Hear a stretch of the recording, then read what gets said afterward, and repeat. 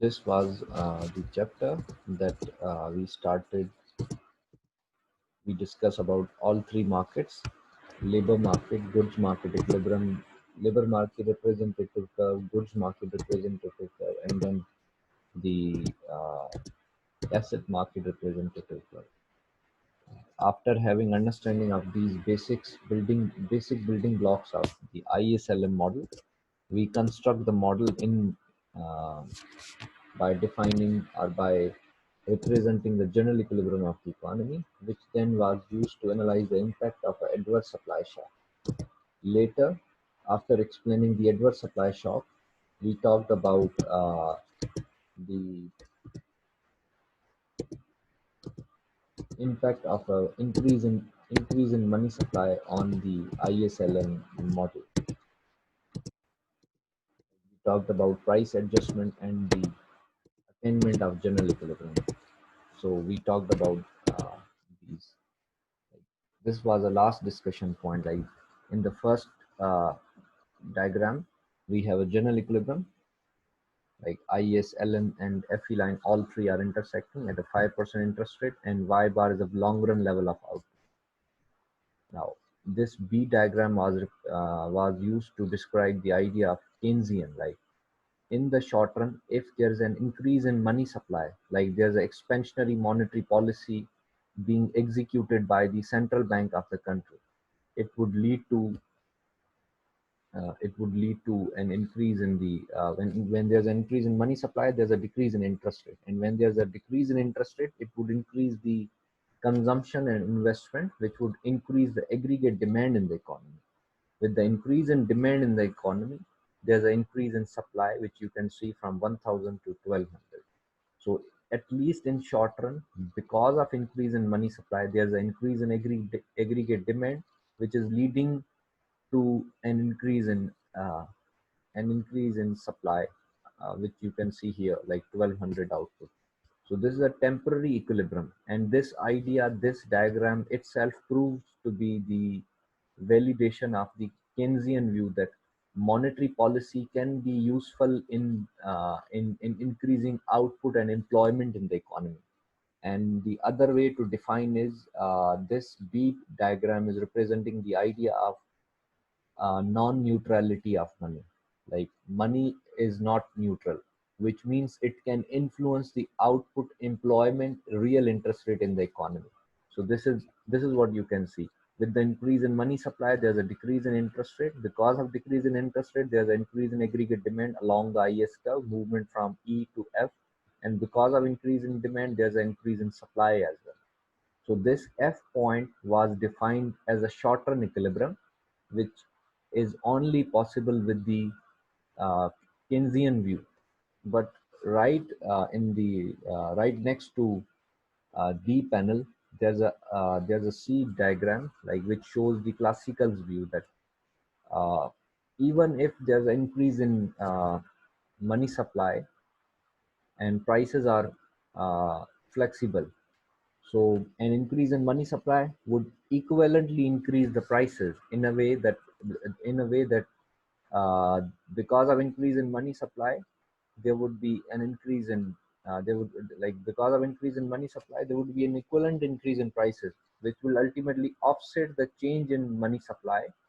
And when there is no change in money supply, there is no change in interest. Like you can see, uh, there's a if there's an initial movement was like from upward, like towards leftward, like this way, and then there's a quick movement up above, which means that because of flexibility of prices, an increase in money supply will ultimately bring an equivalent increase in prices, which makes no change in the real money supply. And when there is no change in the real money supply, aggregate demand won't change, as a result of which supply won't change. So in the long run, when prices are flexible, increase in money supply is not uh, increase in money supply is not going to change the output like it did here. So we would say that money in this case, in classical case, is neutral. It means it cannot affect the overall output level, real interest rate, employment in the country. That is why classicals have always been supporting the idea that government policies are not useful because of the view that prices are quickly adjustable, and if there's a shock that hits the economy, the demand and supply would adjust itself by the adjustment of prices. So which ultimately reduces the intervention of government. So in this way, the C panel is representing the classical version of business cycle, or this is a classical version of ISLM model. Like this is a way of proving the idea that money in the long run is neutral. And why it is neutral? Because money supply, increase in money supply in the long run will ultimately bring inflation in the economy. It won't affect the real variables like output, employment, real interest rate. So this was a key point that we discussed in our previous class.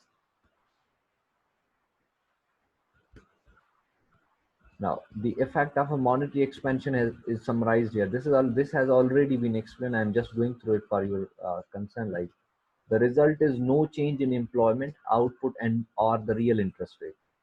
So with the expansionary monetary policy, with the increase in money supply, the employment output and real interest rate is unchanged. This makes money neutral. So the price level is higher by the same proportion as the increase in money supply. So this is what validating the idea that increase in money supply in the long run will equivalently increase the price level. And when money supply and price level are rising by the same proportion, there is no change in the real interest rate. And when real interest rate is unchanged, demand is not going to change. And when demand is not going to change, the supply is not going to change.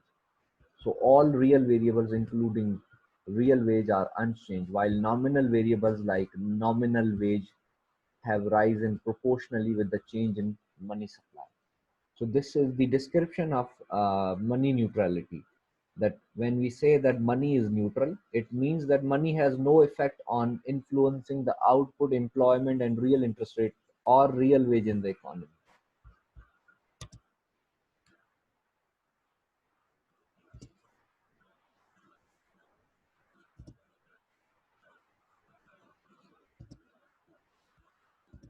So the classical version, classical versus the Keynesian version of ISL. There are two questions in debate between classical and Keynesian approach. And what are those? How rapidly does the economy reach general equilibrium? So you saw in the previous case that in classical version, economy reaches to its general equilibrium very quickly because of quick adjustment of prices, right? Here you saw that that because of in the C panel, you saw that because of quick adjustment of prices, uh, the the economy reached to its general equilibrium far quickly, very quickly. Whereas in the Keynesian version, economy is not reaching to its general equilibrium far quickly. So this is a Keynesian version of ISLM model, and this one is a classical version of ISLM model.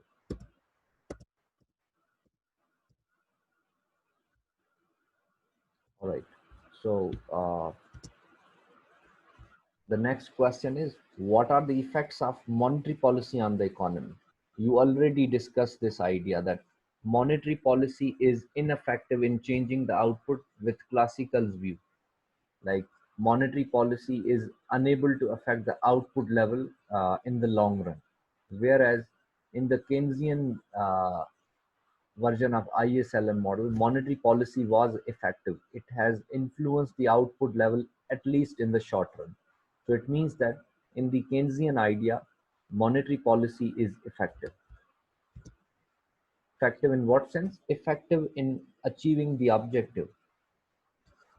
Now, price adjustment and self-correcting economy. The economy is brought into general equilibrium by adjustment of price level. So it means the speed at which this adjustment occurs is much debated. Like Keynes have the opinion that prices are slowly adjustable, which means general equilibrium is going to be achieved after a longer period of time when the shock hits the economy. So in the meantime, what is needed?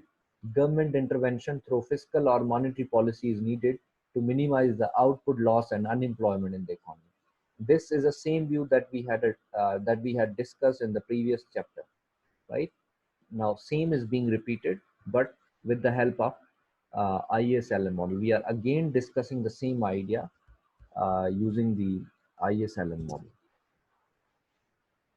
Now, this has already been like classical economists see quick adjustment of price level. So the economy returns quickly to its full employment after a shock. And when economy is returning to its full employment after a shock, it means that this quick adjustment of prices is causing economy to adjust quickly against the shock and minimizing the role of government in the economy. And if firms change prices instead of output in response to a change in demand, the adjustment process is almost immediate. Now, it is the adjustment of prices that is going to ultimately uh, reduce the gap between demand and supply that arised as a result of a shock. Whenever a shock hits the economy, either the demand would be larger than supply or supply would be lower than demand. So it is the price variable that is going to guide us whether the economy against a shock is going to adjust quickly or slowly. But in classical view, we saw that prices adjusted quickly in recovering the general equilibrium of the economy, based on which classical recommended that government intervention should not be there. The government intervention should be minimized. Whereas in the Keynesian view, they see slow adjustment of price level, and because of slow adjustment of price level, they have recommended that when the economy is not in general equilibrium, output is to be determined by the intersection of IS and LM curve, that is aggregate demand. The equilibrium of IS and LM curve that we saw was defining the equilibrium aggregate demand, right? And FE line was not intersecting at that point. So in short run, the economy is not in general equilibrium. So to bring the economy back to its general equilibrium, what was required? A government policy was required, like monetary or fiscal policy was required to bring back the economy to its equilibrium. So this is how classicals have a different view about the business cycles in the economy than Keynesian. So this is the key difference between the two school of thoughts.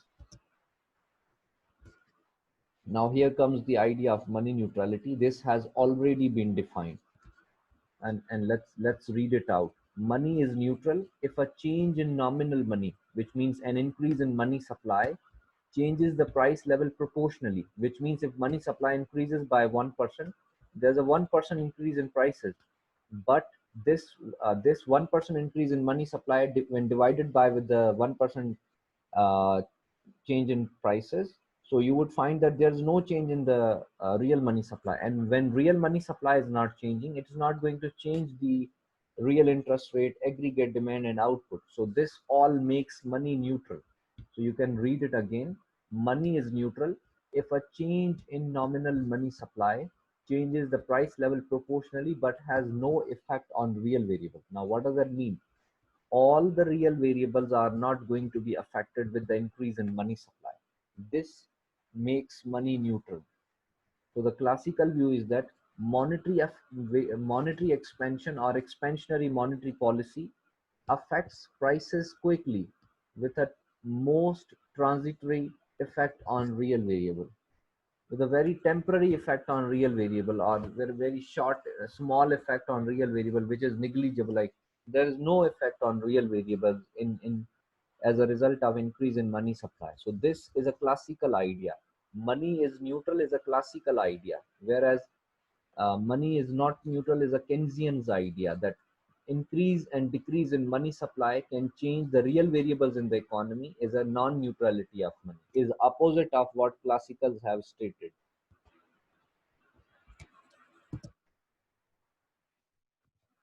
Like you can see here that Keynesians think that economy may spend a long time in disequilibrium.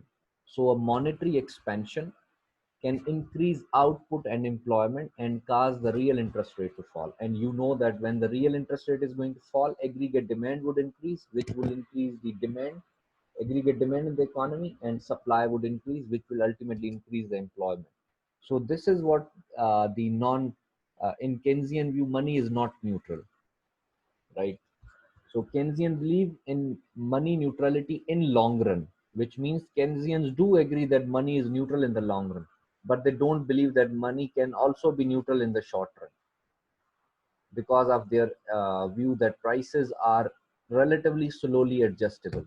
So Keynesian believe in money neutrality only in the long run, but not in short run, while classical believe it holds even in the relatively short run.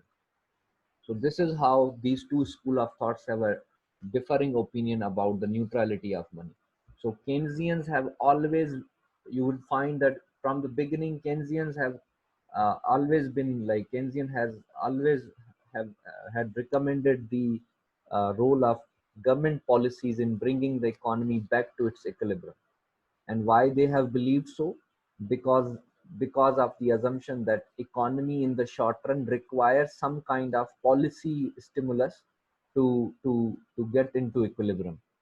And that is what makes monetary policy here in this case, in case of money neutrality, effective. So money is not neutral from the Keynesian perspective, whereas money is neutral even in relatively short run from the classical perspective, right? So these two school of thoughts have a differing opinion about the business cycles in the economy. And you also saw that Keynesian have recommended the role of government policies in bringing the economy back to its equilibrium, whereas classicals have been discouraging the role of government policies in bringing the economy to its equilibrium, right? Now we will be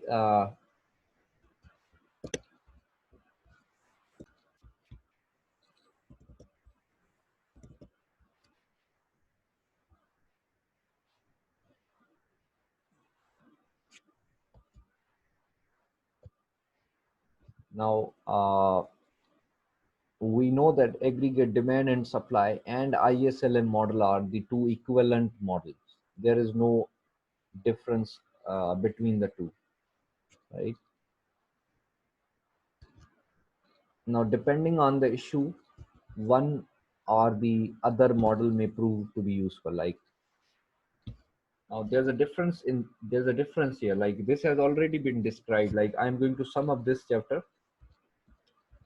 uh, just by explaining the key concepts. Like ISLM model relates the real interest rate to output, whereas aggregate demand relates price level to the output. What does that mean? When if you just go back to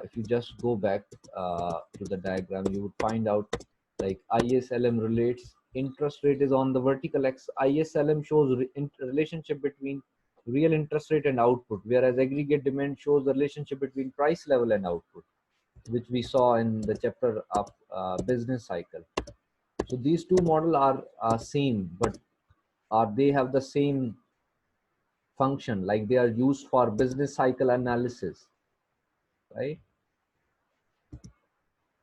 Now we are going to drive the aggregate demand curve. Earlier in the previous chapter, we did not drive the uh, aggregate demand curve. Now we are going to drive the aggregate demand curve, and we'll be able to clear the concept, or at least we'll be able to understand the negative sloped aggregate demand came from where. Like we'll be now going back to understand where we got this aggregate demand curve, the demand curve of an overall economy, the demand curve that shows the amount of goods and services demanded by household consumers, like households, businesses, and government in the economy in a fixed period of time.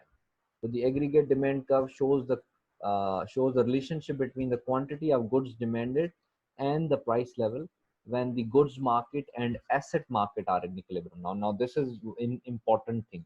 Like aggregate demand shows both the demand of goods and services and the demand of asset in the economy. Now let's read it again.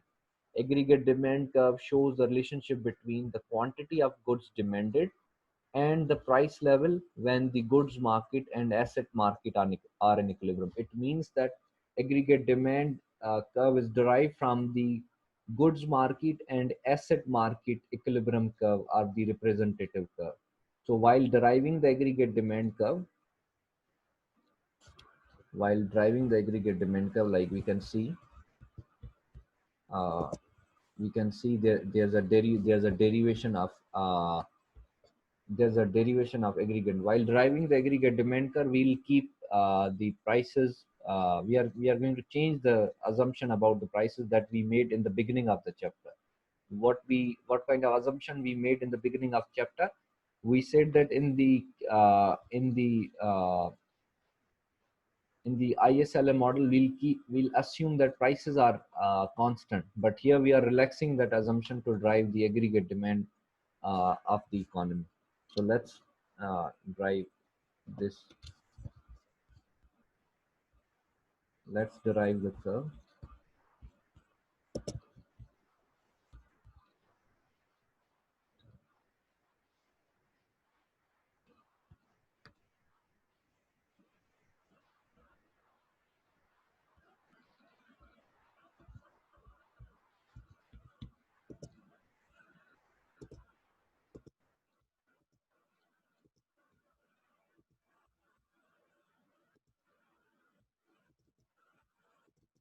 Okay. So once we got the detailed idea of how classicals view about business cycle is different than the Keynesian view. Now we are going to talk about the uh, derivation of aggregate demand. Aggregate demand shows a negative relationship between the price level and the output in the economy. So there's a way to do it. Like let me just uh, let me just write it for you. Like let me just describe how we are going to drive the aggregate demand curve. So suppose that prices in the economy are there's a price level in the economy that is P, and at this price level, economy's asset market and goods market is in already in equilibrium. Now, what is going to happen? Suppose that prices in the economy are going to fall. When there's a decline in prices, you know that there's an increase in real money supply. So because when prices are going to decrease, real money supply is going to increase because the numerator is same. So increase in real money supply is going to decrease the interest rate. And when there's a decrease in interest rate, desired consumption and desired investment both are going to rise. So this is going to increase the aggregate demand in the economy.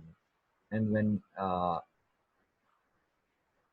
like you can see here that there's an inverse relationship between aggregate demand and prices that would be represented by the aggregate demand curve. Like let's repeat the idea. Like uh, what how I got to know this. Like I know this because when prices in the economy are going to decrease, there would be an increase in the real money supply, and when real money supply is going to increase, there's a decrease in real interest rate, and decrease in real interest rate is going to increase the aggregate demand, and when aggregate demand is going to increase, there would be an increase in output as well. So there's an inverse relationship between price level and the output that will be summarized by the aggregate demand curve. So let's drive this diagrammatically as well. We know the description of the now we know that it is the it is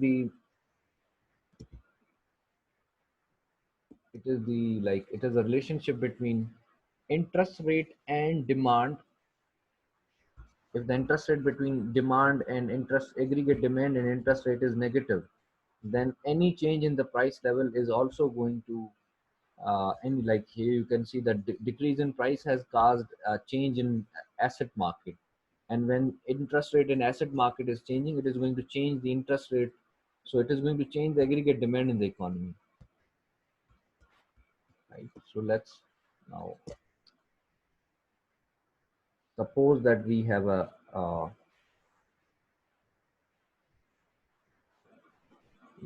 like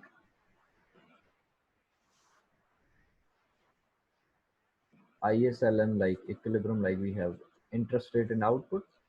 So we have IS curve as a representative curve of goods market and LM curve as a representative of asset market. So intersection of IS and LM is going to determine the interest rate in the economy and output. Now this output is equal to aggregate demand in the economy. How do I know this? I know this because I defined earlier that aggregate demand uh, aggregate demand is the sum of aggregate demand is equal to the demand of like aggregate demand can be found like the uh, by equating the goods demand that is represented by IS curve and the demand for asset in the economy. So aggregate demand represent both the demand of goods and services and the demand of assets in the economy. So here you can see that this R steric is an interest rate that clears both the goods market and the asset market. So this is an interest rate at which goods market that is represented by IS curve and asset market which is represented by LM curve both are in equilibrium, right? So this is the idea like R static is an interest rate at which aggregate demand. R static is an interest rate at which the goods market is also in equilibrium, and R static is also the interest rate at which the asset market is also in equilibrium. So this interest rate that is associated with equilibrium of ISLM will give us the output level that is equal to aggregate demand. Now we will use this idea to drive the aggregate demand of an economy using the above discussion that we have made. Like, so this is a price level and output. You know that aggregate demand shows a relationship between price level and output. Now, now suppose that at this interest rate and output in the economy, there is some price level and output in the economy, right? This suppose that this much is a price level in the economy that is currently prevailing, and this much is an output level in the economy. Now, what is going to happen? The above uh, there's a drop in prices. There's a drop in prices, which is causing real money supply to increase. When real money supply is increasing, there's a change in interest rate that clears the goods market and asset market. So when interest rate is going to drop, there's an increase in aggregate demand. And when aggregate demand increase, output is going to increase. So let's first apply this on the above diagram, this one. Let's first discuss its impact on the ISLM model. So you know that with the decrease in interest rate, uh, LM curve is going to change. So LM curve will shift towards down and to the right. So LM curve will shift towards this side. Like there's a shift in LM curve toward this side because of drop in interest rate. So this is the LM2 new LM curve, and at this LM curve there's a new equilibrium. Like with the drop in interest rate, there's a decline in when the interest rate is going to decline. There's a there's an increase in aggregate demand, which is represented by movement from point A, which was the earlier equilibrium, towards a new equilibrium that is towards right of A. Now at this B point, IS and LM both are in equilibrium, and this much is a new output level, right? And at this output level, this much is the interest rate. This is a new interest rate that is going to bring the goods market and asset market into equilibrium. Now, if you keep this output level, so this is a new output level Y1. So if you keep this output level here in the downward diagram, you would find out that this was a P1 initial level of prices, lower prices associated with larger output. So this is the first point, and this was the previous point. So if you just join these 2 points, you would get a negative slope curve. Like, so this is a Y1 initial level of output, and this is a new level of output after the change in, and this is a new level of prices. So if you just join these two curves, these two coordinates, if you just join these two coordinates, you would get a curve known as aggregate demand. So aggregate demand is derived from the ISLM model. So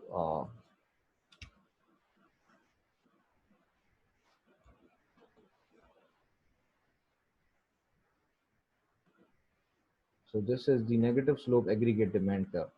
And you now know that a decrease in price is going to increase the real money supply. A drop in price is going to increase the real money supply.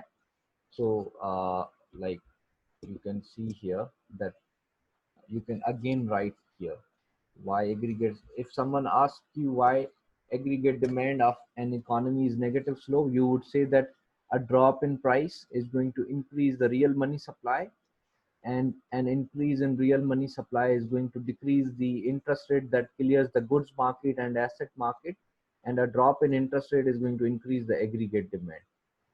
So, and when aggregate demand is going to increase, there would be an increase in supply as output as well. So there's an inverse relationship between price and output that is being summarized by the aggregate demand curve. So this is a reason because of which aggregate demand of an economy is negative. So like here you can see a drop in price from P1 to P2 is going to increase the output in the economy.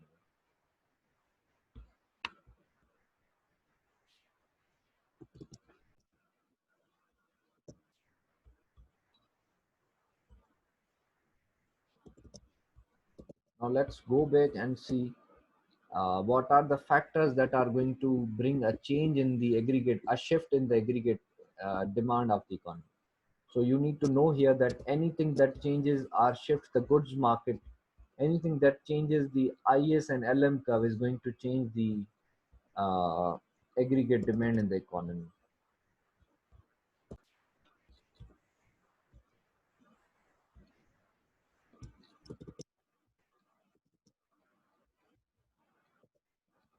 So we are done with derivation of aggregate demand curve. Now we'll talk about the factors that may shift the aggregate demand curve. For example, we know that a temporary increase in government purchase is going to reduce the national savings in the economy. And when national savings are going to fall, we can assume that consumption is going to rise. Like when there's a decrease in national saving, interest rate is going to when there's a decrease in national saving in response to increase in government purchases, the investment would like the consumption would increase, and in response to increase in consumption, aggregate demand would increase. So whenever aggregate demand would increase at a fixed level of output. So let me show this.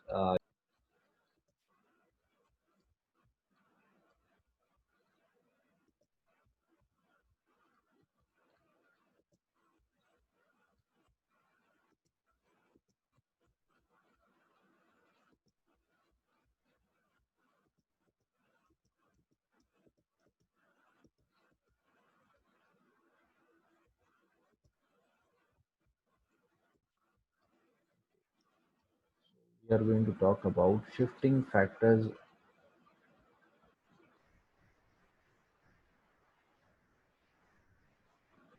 of aggregate demand.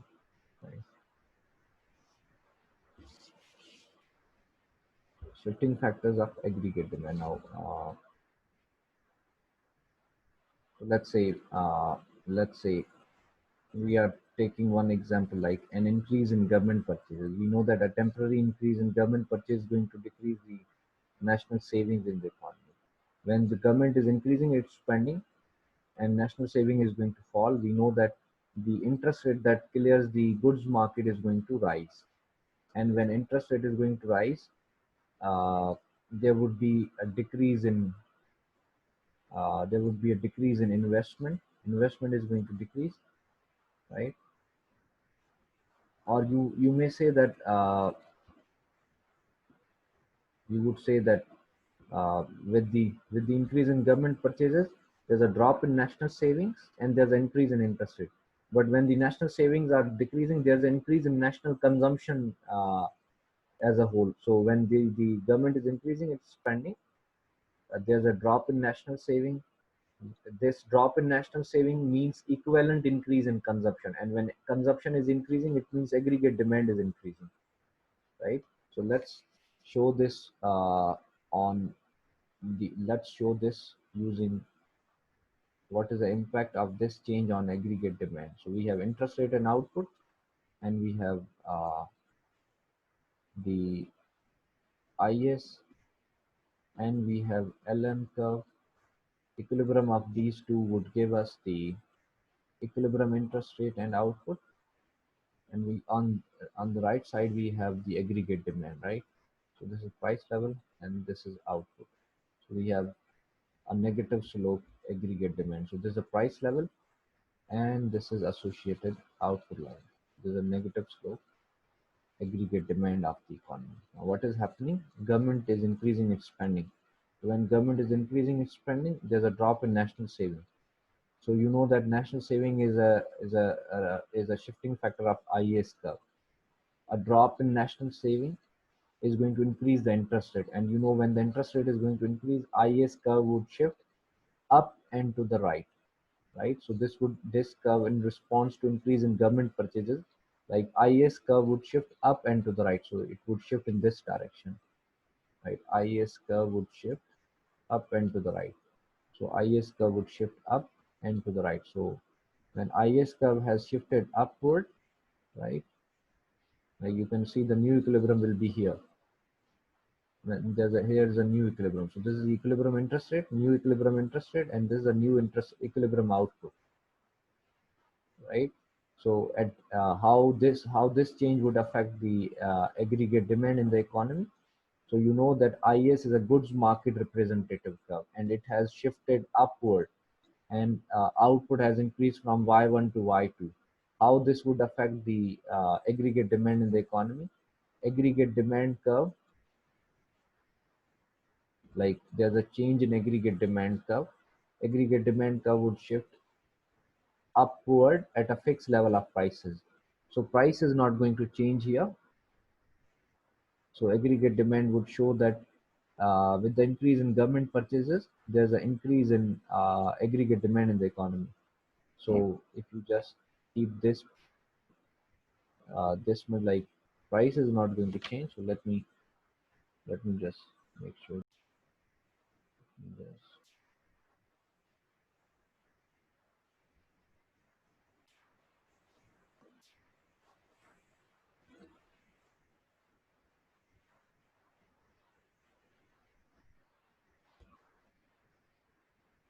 So let's just quickly go through the summary. So there's a, like you can see the effect of increase in government purchase on aggregate demand curve. When government purchase increased, there's a shift, upward shift of the IS curve from IS1 to IS2, and output level has increased from Y1 to Y2 in response to increase in interest rate as well.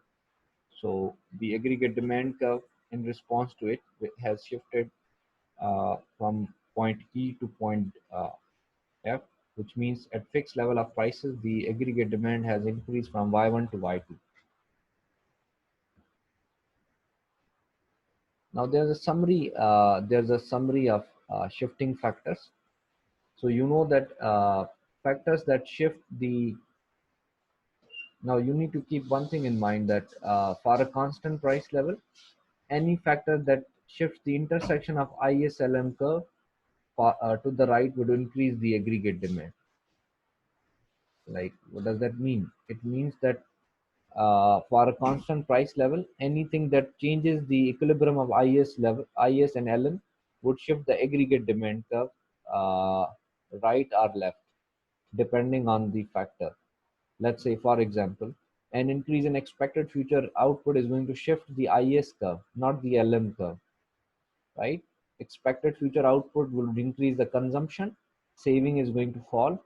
So in response to increase in consumption, IS curve will shift upward, increasing the interest rate, and in response to this, aggregate demand curve would shift upward at a fixed level of prices. Similarly, an increase in expected future margin product of capital is going to shift the IS curve, because investment is going to increase, and when there's an increase in investment, aggregate demand curve would shift upward at a fixed level of prices. Now these are the variables that may shift the LM curve. For example, a rise in expected inflation would ultimately reduce the people's demand for money, because money is going to lose the value in future. So money would buy fewer goods and services in future. So people would convert their like people would convert their demand for money into other assets. Like people would buy more of other assets. So there's a drop in uh, demand for money. So when demand for money drops, there's a decrease in interest rate, and decrease in interest rate would spur the aggregate demand. So aggregate demand curve would shift uh, up and to the like aggregate demand curve would shift upward and toward rightward at a fixed level of output. Similarly, a decrease in nominal interest rate on money, or for example, an increase in nominal money supply. You know that nominal money supply is a shifting factor of LM curve. So when nominal money supply is going to increase, there's a drop in real interest rate. So when real interest rate is going to drop, there's an increase in aggregate demand. So again, at a fixed level of output, aggregate demand will shift up and to the right. So this is a summary of all the shifting factors that you have already been repeating in the chapter, right?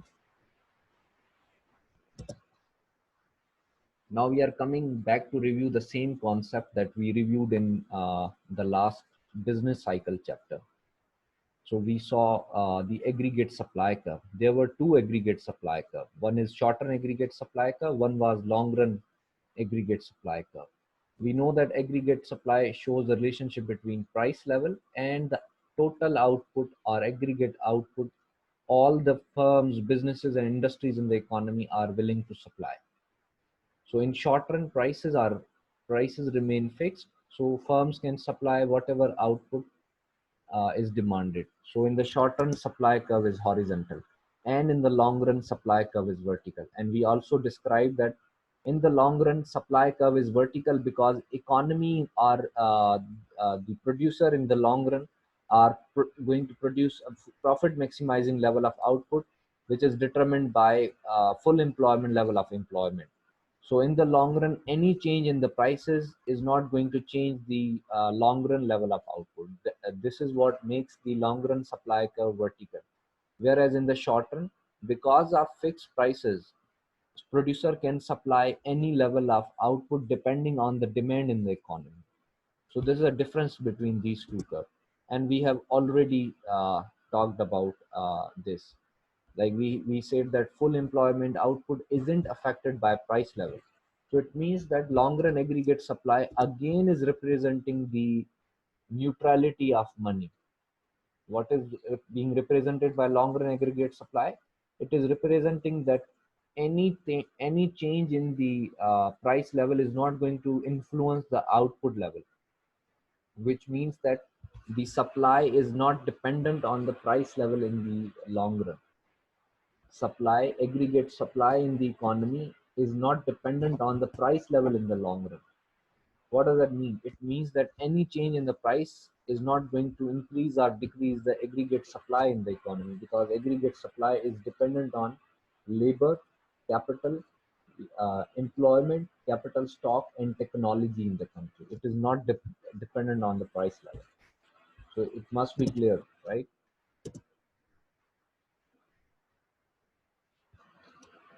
Now we are again coming back to the general equilibrium of the economy. So this is called the general equilibrium of the economy, which we have already described in the previous chapter, right? So in our in business cycle analysis, we use this general equilibrium to study the impact of shocks on the economy. We said that if there's a positive demand shock, demand would increase upward, and in the short run, the equilibrium would be where the short run aggregate supply and demand is intersecting, and in the long run, because of quick adjustment of prices, equilibrium will come back to its original point, right? So this was a difference that we described earlier. So now we are going to repeat the same concept. So it's better to like,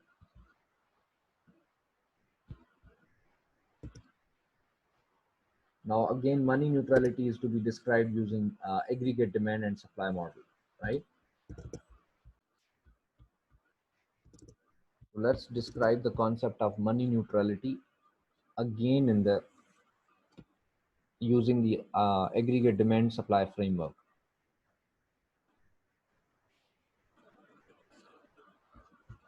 So I need to draw very briefly.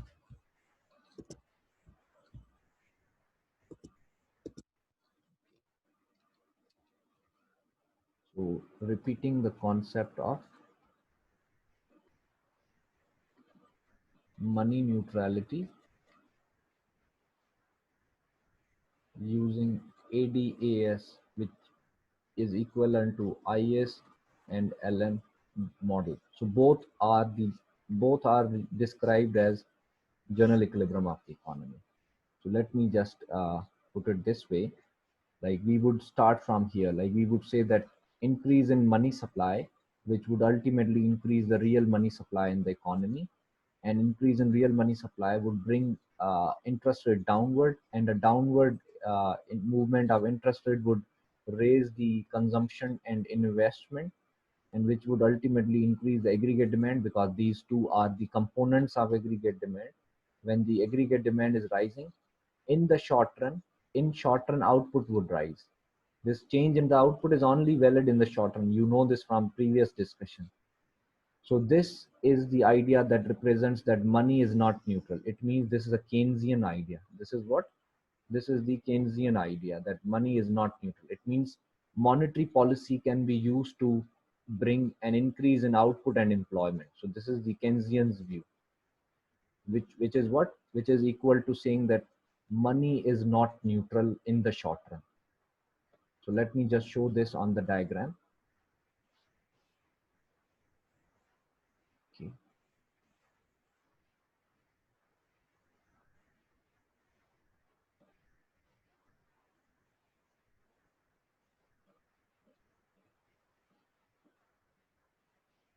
We have again, now we are using ADAS model. So we'll keep prices on vertical axis and output on the horizontal axis. So we have a short run aggregate supply, which is representing short run aggregate supply, which represent that prices in the short run are constant. And we have long run aggregate supply, vertical long run aggregate supply, and we have uh, the aggregate demand. So equality of short run. So this equilibrium point is a general equilibrium. This is aggregate demand, and this is Y bar, long run level of output. Now economy in the beginning is in general equilibrium. Now what is happening? There's an increase in money supply, and when money supply increases, you know that aggregate demand curve is going to shift upward, because interest rate is going to fall and aggregate demand would increase, right? So aggregate demand curve would shift upward in this way. So this increase in aggregate demand is because of increase in money supply. So this is aggregate demand 2 now.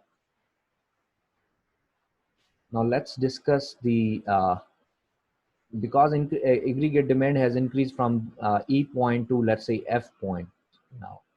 Because of increase in aggregate demand in the short run, the short run equilibrium would be here at F point. Now why it is here? Because of increase in demand, sellers are producing more in the short run at this fixed level of prices. They are increasing their supply.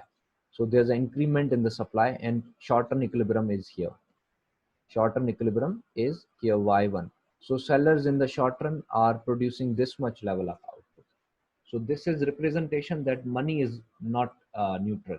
Like increase in money supply, change the aggregate demand, increase the aggregate demand, and because of which output increase from Y bar to Y1, and unemployment decrease from, let's say, U1 to U2. U2 means, U1 means initial level of unemployment or employment, So employment increase because of increase in the output, employment also increase. So this is the idea that money is not neutral because it has resulted an increment in the supply in the economy, right? So this is the Keynesian version of aggregate demand and supply.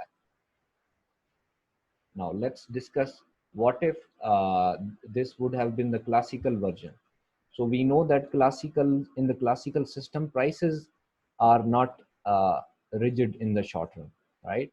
So classical say that prices are flexible, right? So they reject this short run aggregate supply. They say that if there's an increase in money supply, which is going to increase the aggregate demand in the short run, sellers cannot produce beyond this level of output Y bar. So what they will do, all the sellers will combinedly increase their prices. All the sellers in the economy will combinedly increase their prices in the long run so that they can control the aggregate demand. So even if money supply increased and aggregate demand moved from point E to point F, classical's view is that an increase in money supply has resulted in increase in aggregate demand. So this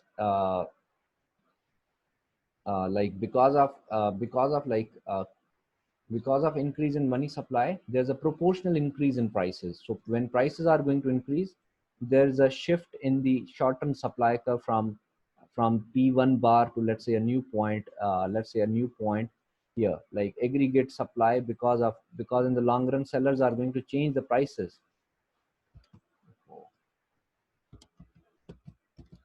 Because in the long run sellers are going to change their prices, so long run supply curve would shift from this point to another point. So this is another supply curve, short run supply curve, that is at P2 bar. Now in the long run sellers are operating at point G, so this is making money neutral. So why the money is neutral now? Because of increase in money supply, the aggregate demand curve shifted from this point to that point. And when aggregate demand shifted point from this point to that point, and sellers cannot produce beyond this, sellers are able to produce Y bar because this is the long run level of output. So sellers cannot go beyond this in the long run.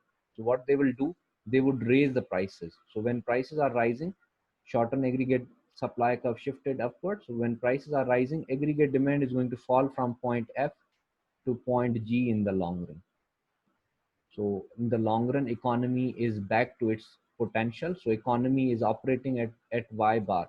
So this makes money neutral. So money is now, this is a representation of a classical version of aggregate supply and demand model. So general equilibrium is again restored because of quick adjustment of prices. So that is why classicals have always been denying or discouraging the role of monetary or even fiscal policy in bringing the economy to its potential. They believe that economy will be back to its potential without the government intervention because of the self-adjusting tendencies or because of the quick adjustment of prices. So we just discussed the idea of money neutrality using aggregate demand and supply framework. Now, if you just go ahead, you would find out that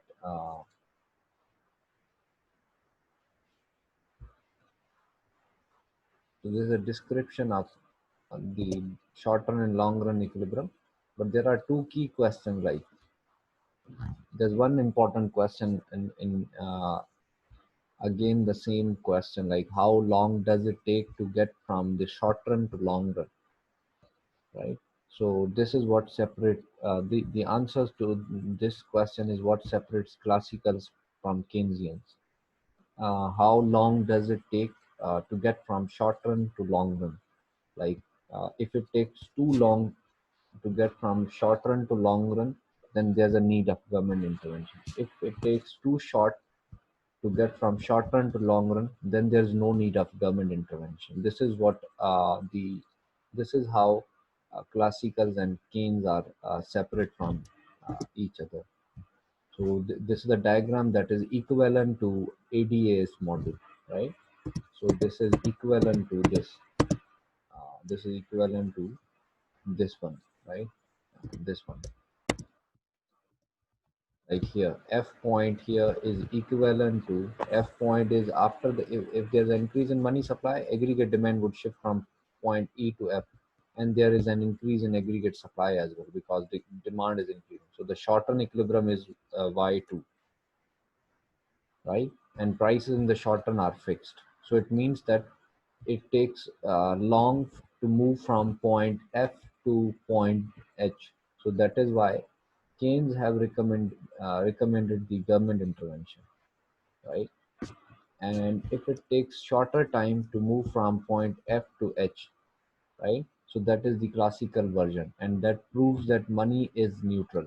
That proves that monetary policy is neutral. It has no influence in changing the output and employment in the country. The same can be viewed from here.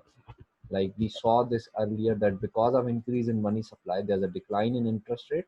And when the interest rate declines, aggregate demand increases, because of which aggregate supply is also increasing from Y bar to Y2. So economy in the short run moved from point E to F. So this is not a general equilibrium because IS and LM are equivalent, but this is equal to aggregate demand Y2. Y2 is equal to aggregate demand, but it is not aggregate supply. Supply is here. So increase in money supply only can change aggregate supply in the short run. But this is a Keynesian version. So we would say that in Keynesian version, because of increase in money supply, there's a decrease in interest rate, and due to which aggregate demand has increased, which caused producers to supply Y2 levels of output. So this is the short run equilibrium. But we know that in long run, with the increase in money supply, there's an increase in prices. So LM curve would shift backward very quickly and economy would stay at point E in general equilibrium. This is what the idea that makes money neutral. So classical view is money is neutral in the long run, but Keynesian view is money is not neutral in the short run, but money is neutral in the long run. So Keynesian do agree with the classical in the long run, but classical don't agree that money cannot be neutral even in the short term as well. So we have already discussed, so I'm going to conclude my discussion of ISLM here. Now you have enough idea about all the.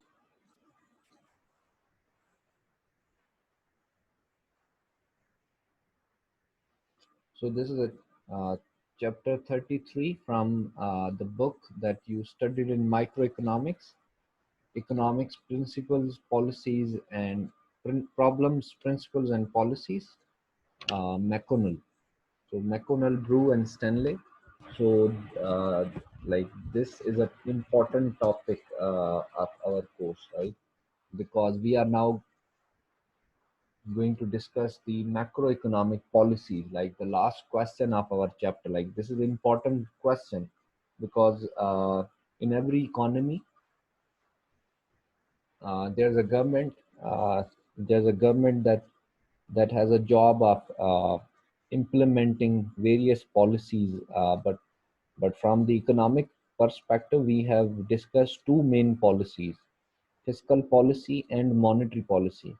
And there are some objectives of these policies that are to be achieved by various tools. So we know from our discussion of fiscal policy that it's a policy that is related to government expanding and revenues, and it's a policy that is used to improve the economy.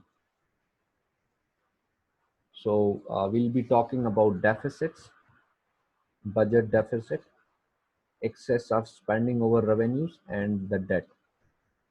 Debt means the why, what are the sources of debt, why governments accumulate debt, and how what is the difference between internal and external debt. So we'll be answering some of the key questions in this chapter. So let's get started.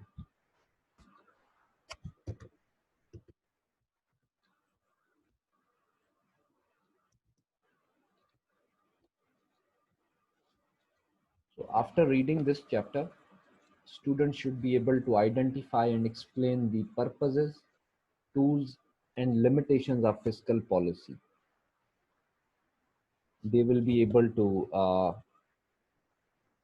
explain the role of built-in stabilizers in moderating the economy, moderating the business cycle, discuss the size, composition, and consequences of public debt.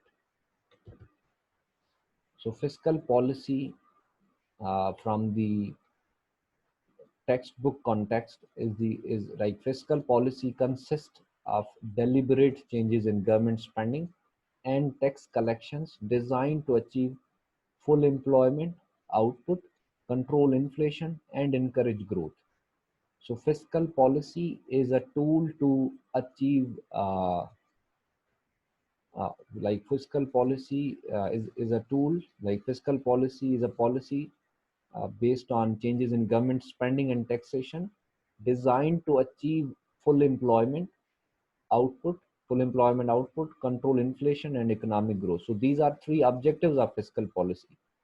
Like fiscal policy is a government policy designed to achieve full employment output and control inflation. So we have two main tools of fiscal policy: government spending, increase in government spending, or decrease in government spending, increase in taxes or decrease in taxes. We earlier had a brief discussion of these two tools, but not from the perspective of a detailed policy, but we do have some idea about it. Now we are going to analyze the fiscal policy in a more deeper way. We'll be able to understand what are the reasons due to which governments in various countries change their spending, and is it the if there's an increase in government spending, what is a guarantee that it would increase employment or output or even control inflation, right? So like governments have like governments in our country like government in our country has been spending a lot of money on various projects, but the employment does not seem to be rising with the same pace like the increase in government spending. So there are some questions, critical questions that you need to think of, this is a theoretical way of we are going to like explain some of the key questions. But before that, we need to have understanding of how these tools of fiscal policy are implemented to achieve the full employment output, to control inflation and economic growth, right? So these are the three objectives of fiscal policy. Now there are two types of fiscal policies. One is expansionary or one is in other words, like one is discretionary fiscal policy, another one is non-discretionary fiscal policy. What does that mean? Discretionary means active fiscal policy. Active fiscal policy means government is involved in uh, economic affair to change the employment or to achieve the full employment output. Like government is enacting some policy tools, like government is changing government spending or taxes to achieve the full employment level. So that is called discretionary fiscal policy. Discretionary fiscal policy is called active fiscal policy, whereas non-discretionary fiscal policy is passive fiscal policy. Like no need of government involvement in economic affairs, let the economy correct itself, right? So the passive fiscal policy is let the economy correct itself, no need of changing government spending or taxes. Whereas active fiscal policy is government involvement is necessary, and government can achieve full employment output by changing the government spending and taxation. So this is how discretionary is different from non-discretionary, or active fiscal policy is different from passive fiscal policy. So you would find a lot of examples of active fiscal policies in various like across the world, right?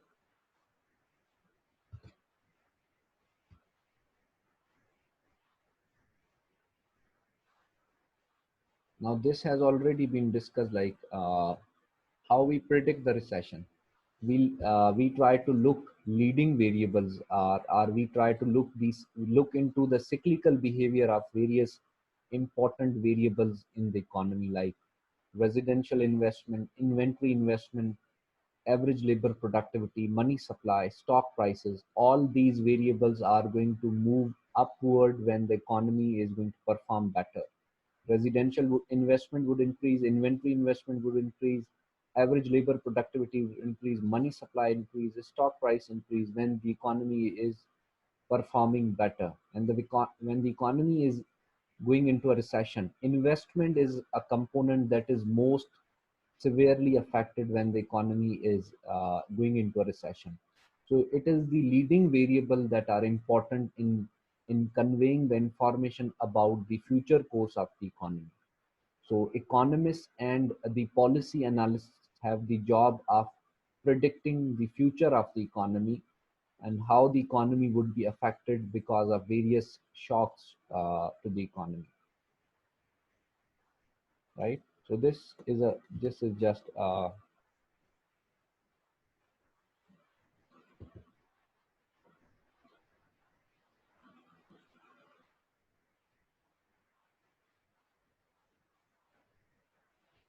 so before I start the discussion of fiscal policy, I need to tell you one more concept that is called the multiplier effect. What is it? It is called multiplier effect. And what does that mean? It multiplier effect will help us know by how much output will change if there's a change in initial spending by some amount. And multiplier effect formula is given. Multiplier effect is change in output divided by change in initial spending. So initial spending is suppose 5 rupees, right? So if initial spending is 5 rupees and output is 20, change in output is 20, so multiplier effect will be 4. Now in the given table uh, we have various values relating to the change in output and initial values of spending. Let me just summarize it.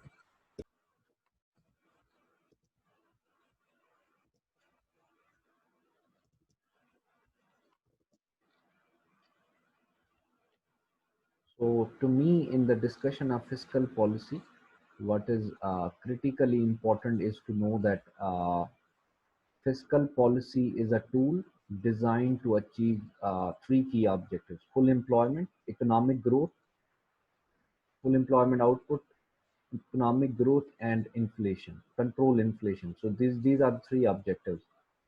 Fiscal policy, which is designed to achieve three key objectives, and you know all three objectives, right?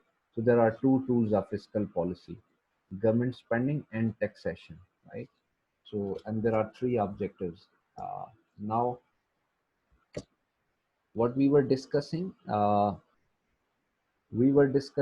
that fiscal policy is uh, like fiscal policy is generally seen to be in practice when the economy is affected by.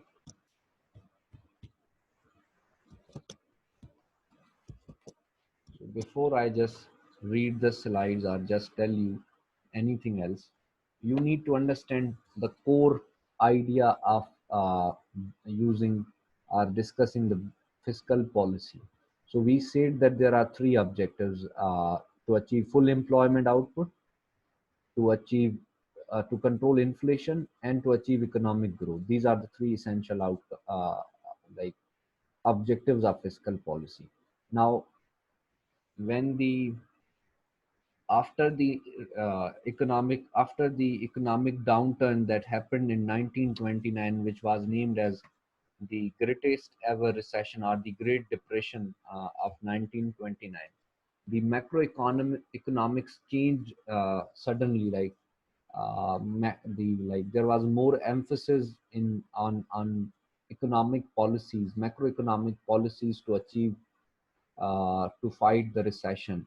So before that, there was no such emphasis on such kind of policies.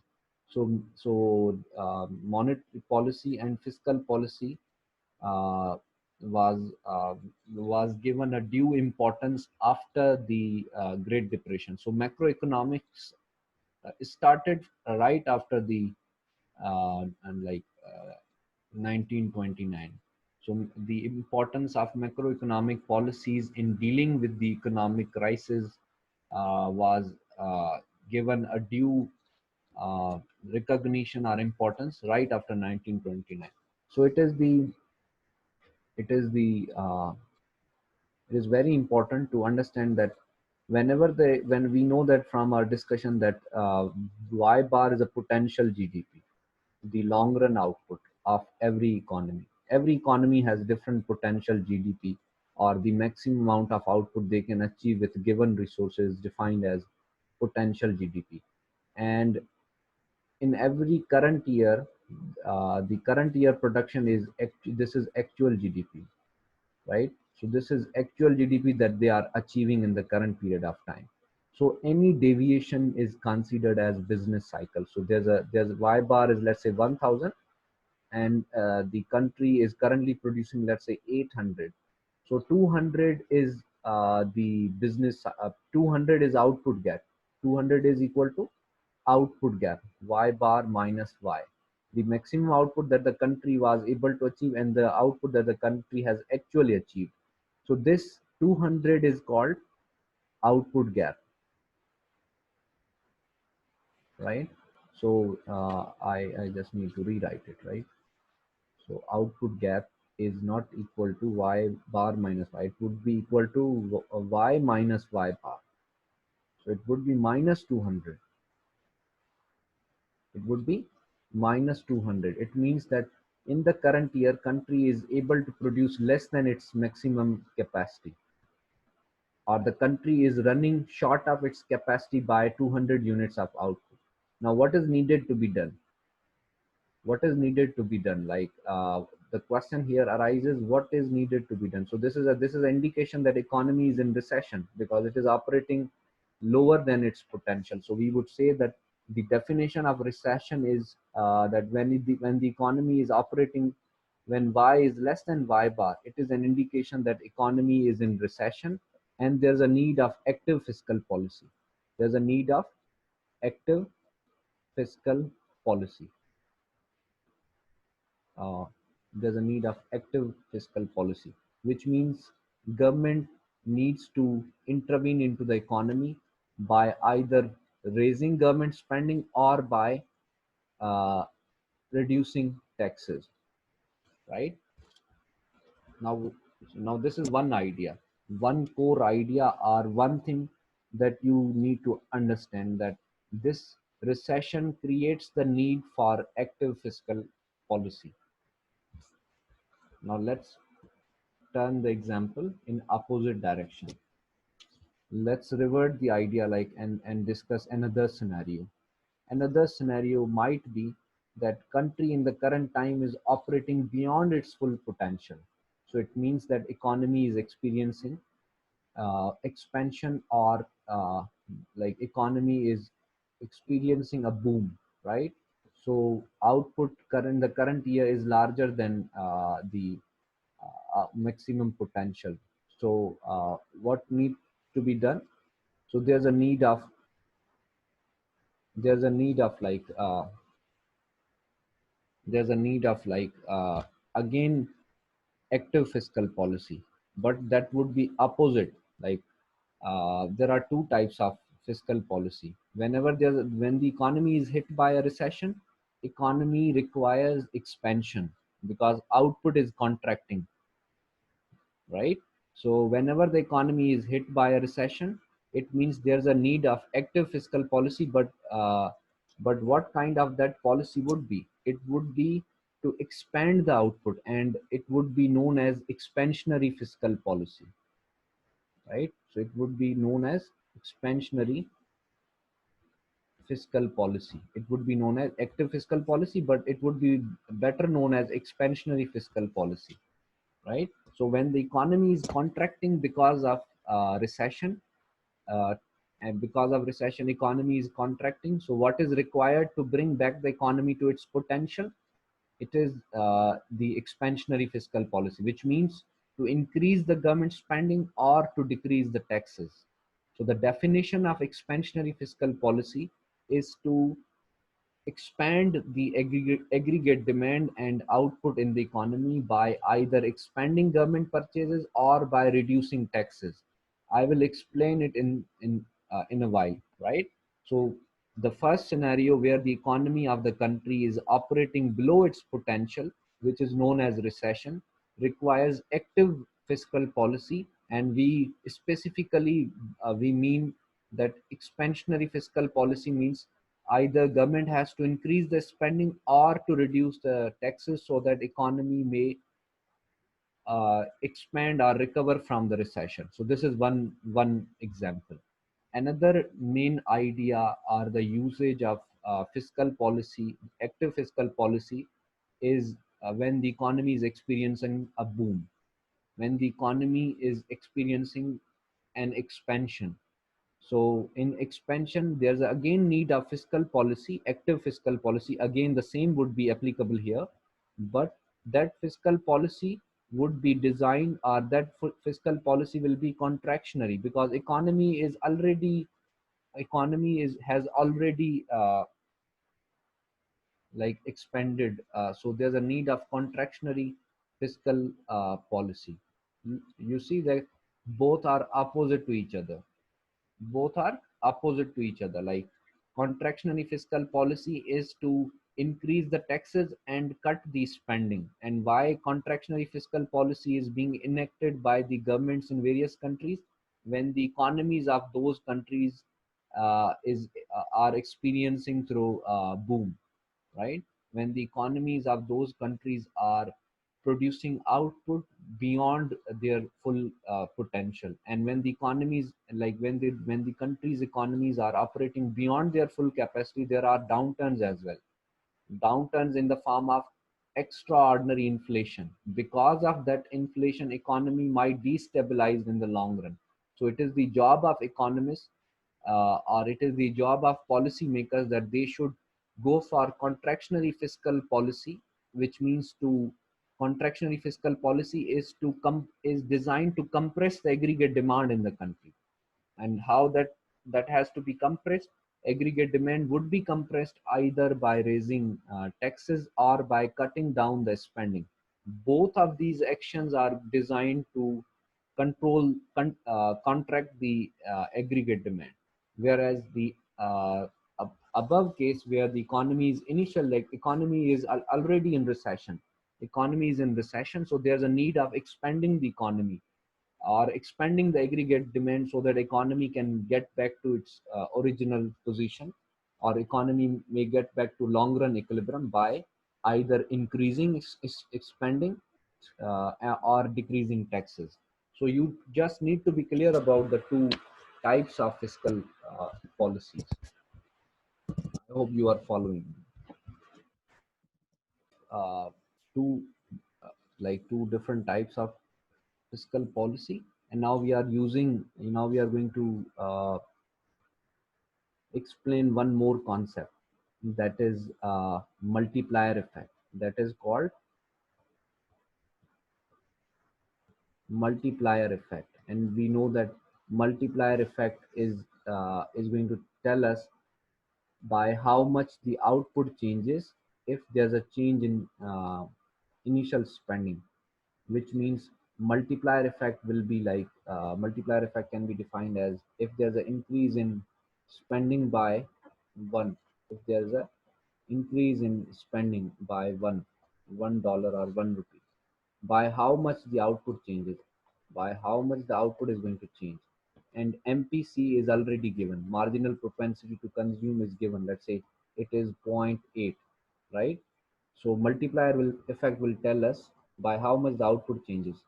So the formula for multiplier effect will be change in Y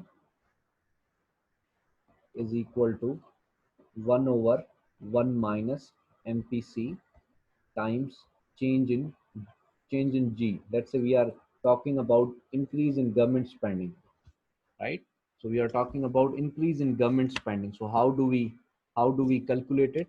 We would say that if there's an increase in government spending by one, by how much the output is going to rise. So 1 over 1 minus zero point 0.8. So it would be 1 over 1, 1 over zero point 0.2. So you know that it would be 1 over, like it would be 10. So it wouldn't be 2, because it would be like 10 by 2, it would be equal to 5. Now, if there's an increase in government spending by 1, the output would increase by 5 units. So this is the impact. This is the multiplier that will guide us by how much government should increase its spending if there's a drop in output. Let's say if the economy is not operating at its potential and economy is in recession. So it is the multiplier that guide policymakers to decide by how much they should increase the spending so that economy can get back to its equilibrium. So we they use this they use this formula, like, to decide by how much they should increase the government spending.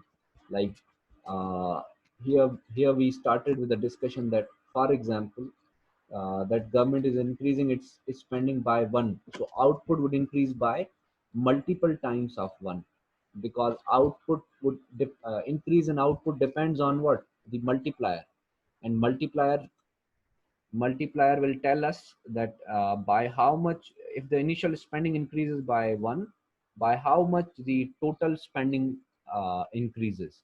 So if the initial spending, that is government spending, increases by one, output in total increases by 5, because this in initial spending will ultimately be used by different people, so it would ultimately multiply the overall spending. So in this way, this multiplier is used as a guidance by policymakers to decide by how much they should increase their spending to bring the economy back to its potential, or by how much they should reduce the taxes. Because here we have just emphasis on governments increasing or decreasing the government spending. We are not talking about taxes here, but taxes can also be changes in taxes can also be decided by this multiplier, because it will help us in knowing the exact value by which the government should decide like to increase government spending when the economy is hit by a recession, and to increase taxes when the economy is affected by economy is experiencing a boom. So I hope this concept is clear to you now.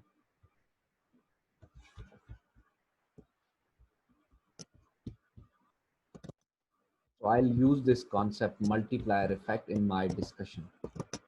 So let me just repeat it again. So multiplier effect will guide the policymakers about how much they should increase or decrease their spending in response to the situation that arises. So here we said that multiplier effect will measure by how much the output changes if the government spending, or if the spending increases by 1%, or let's say by 1 unit. So multiplier effect measures by how much the output is going to change when the spending is going to change by 1 unit. Here we saw that it multiplier specifically depends on the value of MPC. If MPC is larger, multiplier would be lower, and if if MPC is lower, multiplier will be higher. Like here the MPC is zero point 0.8. It means 80% of the spending, 80% of the spending is 80% is spended, right? So remaining is being saved. So if the initial spending increases by 1 rupee, the total spending increases by 80% of 1 rupee, right? So this is used to decide by how much the policymakers have to increase the increase or decrease the spending. So I'll be using this in my uh, further discussion. So let's take a case. Let's take a scenario and then apply this idea. So suppose that suppose Pakistan economy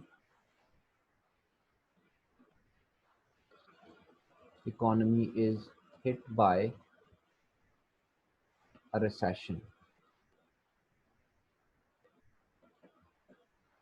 right?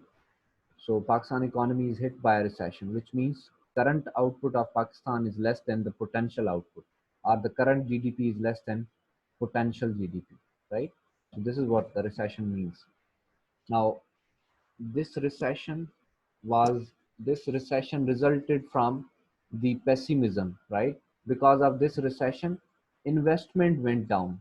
So because of decrease in like as a result of recession, investment went down, and due to decrease in investment, there's a drop in aggregate demand, and when aggregate demand dropped, output has declined. That is why we can say that uh, Pakistan economy is experiencing a recession in which output is less than its potential value, right? So now you are asked as a part of government, as a part of government policy making machinery, that how should we bring back the economy, or in other words, what what kind of fiscal policy should be enacted to bring back the economy uh, to its equilibrium. So I'm just making small mistakes. So, right. So this is a question. This is a central question, that now investment has declined in Pakistan, due to which there's a decline in aggregate demand and supply has been decreased. So using ADAS model, you are asked a question: what kind of fiscal policy you would recommend to bring the economy back to its equilibrium? So you would say that expansionary fiscal policy will be enacted. What does that mean? It means either to increase government spending or to decrease taxes. So let's talk about increasing the government spending. So government is increasing its spending. So increase in government spending, but by how much in spending should increase? This is an important question. Like suppose that if MPC of the economy is given, like MPC is 0.8, suppose, right? Now let's create a case first and then decide how much government spending should be increased. So initially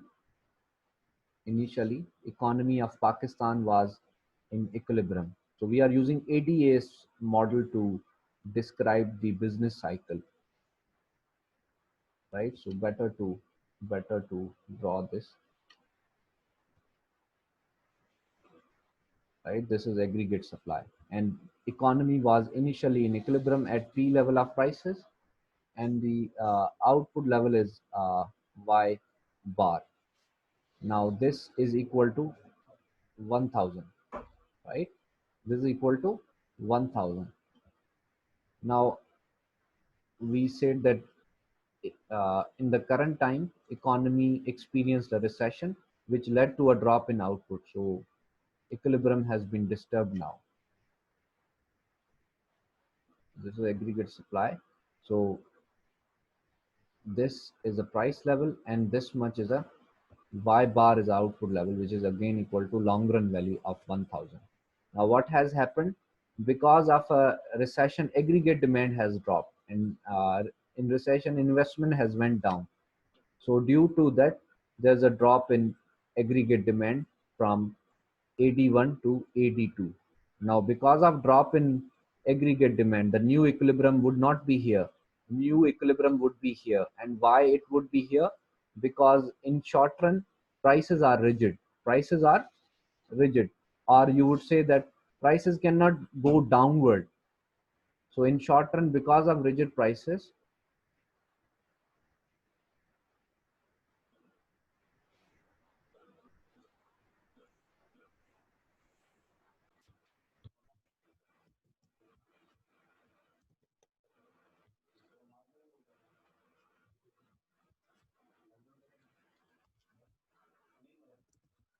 the business cycle in the economy. ज़्यादा हो गया अब यहाँ पे हम ख़त्म करते हैं